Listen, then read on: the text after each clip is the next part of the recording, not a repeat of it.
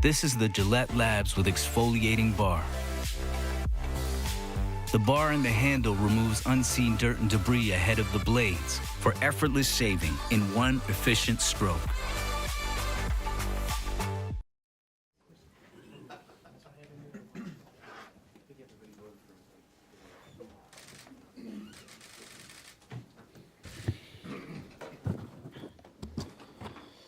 All right, well, it's exciting week here. Get ready for the Dolphins. Seems like it's been a long time since we were just down there, but and it has been. There's a lot of water under the bridge since then. But good football team. Look a lot like they've looked all year, like they've looked in the past. Honestly, defensively, big physical team on defense. Has some fast players in the kicking game.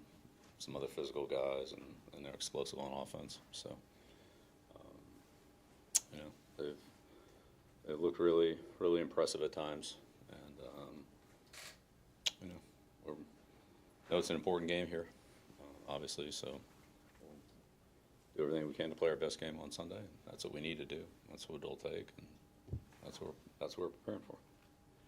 Hey, Bill, you've always said that you prepare for everybody that's on the roster. And you've got Tua and you've got Teddy Bridgewater with the situation this week. Is this a case where you have to prepare actually two different things? Because Tua and Teddy Bridgewater, they're definitely different quarterbacks, so they do different things. Yeah, but we've been in that situation before. You can't go in a game with two different offenses. It's impossible. So one's right-handed, one's left-handed. I mean, that definitely affects some things right there. But we could be looking at a different quarterback, just like we were in Arizona, in the first series of the game. And so you have to be ready for, who you expect to play, but that could change. And certainly it's changed for us. We had players that have gone out in the first series, and we've had to, play with different players, and they've had to defend different players than they were expecting to defend on the other side of the ball. So, that's football. Bill, Mike McDaniel just told reporters down in Miami that Teddy will start on Sunday. Assuming that's true, what have you seen from him on film? Yeah, I mean, I've always had a ton of respect for Teddy. Like Teddy, good athlete, good arm, smart kid, athletic.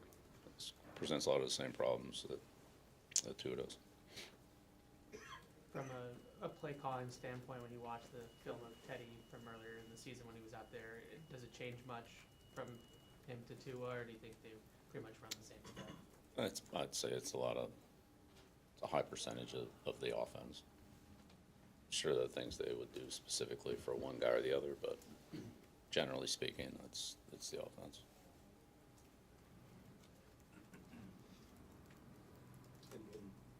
And Thompson, just because when Teddy started earlier this year after one snap, Thompson came in and played. Right. Yeah.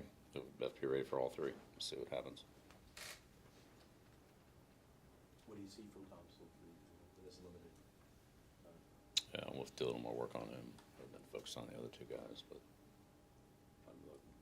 they can run their offense. There's no doubt about it. It's still going to be the same thing. You got two very explosive receivers. You got all other players that are good players too. You have good running backs.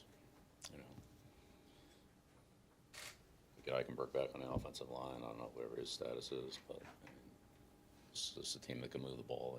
Their production on the first down is extremely good. So that's been with a number of different players, quarterbacks, you name it. So it's a big challenge for us.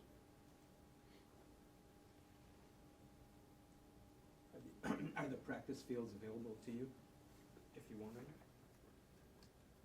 Yeah, no, not really. We're inside. Yeah, it's just the weather. They're frozen over. They're just not ready. Gotcha. What type of problem does Wilkins cause for your offense? Yeah, they have a real good defensive line. Seiler, Davis, Wilkins, Jenkins, they have a bunch of big, strong guys in there. Wilkins, big, athletic, hard guy to move. Power rushers, got some good quickness, runs well. He's a good player. Play anywhere across the line, really. Play anywhere from nose to 5 technique. He's usually more of 3 technique, but, I mean, he has the ability to play any of those spots.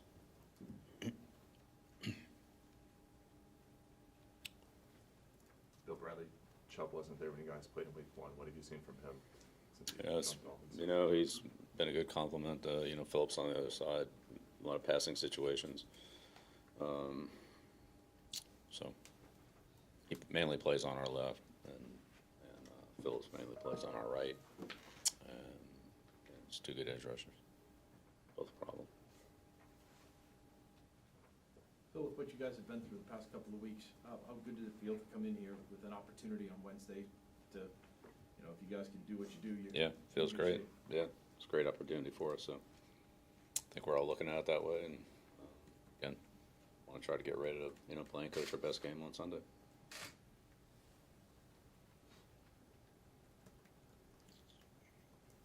How much of a challenge does Mike Gesicki present with the two speed guys on the outside to cover him over the middle? He's a hard guy to cover. Long, he's good, crafty route runner. He's slick.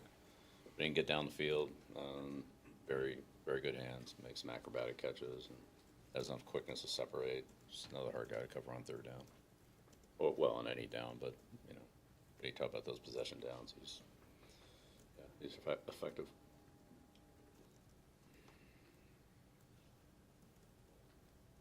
How concerning is your own tight end situation, just availability-wise, with both those guys not finishing, actually, well, all three of you guys not finishing the last game? All right. Well, we'll see where everything is today.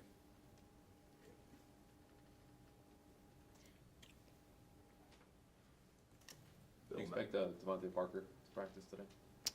Yeah, we'll see where everybody is today. Bill, Max blocked on Eli Apple in the Bengals game. Do you have any issue with anything he did on that play? Yeah, I'll leave it to the officials to officiate the game. Doesn't really matter what I think. Some players, including Eli Apple, have called Mac a dirty player. Do you think he sometimes gets too close to that line or goes over it? Or do you think it's all kind of Yeah, you have to talk to those guys about that. I don't know.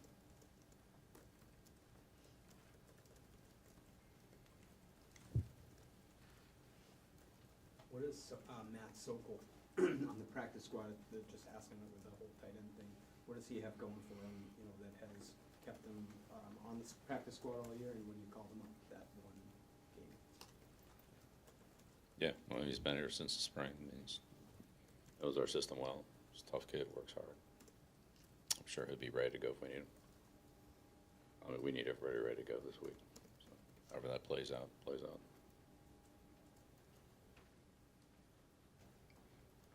Bill, how much of a problem do Waddle and Tyreek Hill present on the outside for their offense? Yeah, as much as anybody in the league.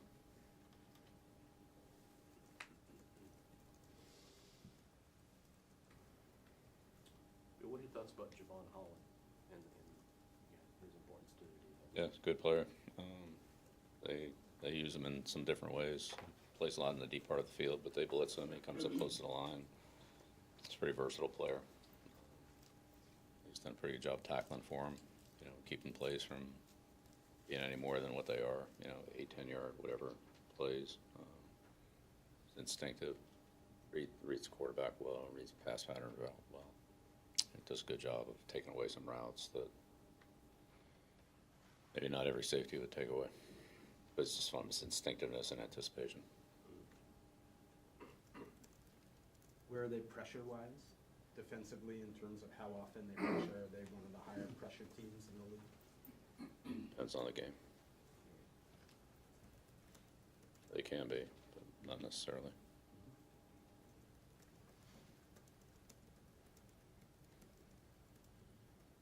Bill, the plays in which they send Tyreek Hill in motion far out wide and it kind of kickstarts his routes vertically. I mean, obviously the benefit seems to be get one of the fastest players in the league a head start at the snap, but is there any sort of benefit defensively, understanding his route tree at that point might be more limited, or what are the upsides and downsides of the way they use him in that way? Yeah, well, I mean, first of all, it depends on what you're in defensively, what the coverage is, what the call is. So there'd be a lot of different scenarios depending on what you were in.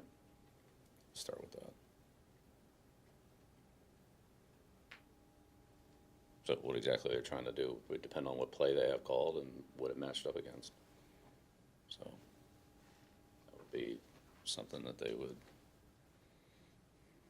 scheme up from a coaching standpoint and coach the quarterback on. If the defense does this, then we do that. If they do this, we do something else. It's not the only guy on the play. You have to deal with the rest of the play too. So whatever the quarterback's reads are, that's what they are. Depend on the play. That depend on the defense.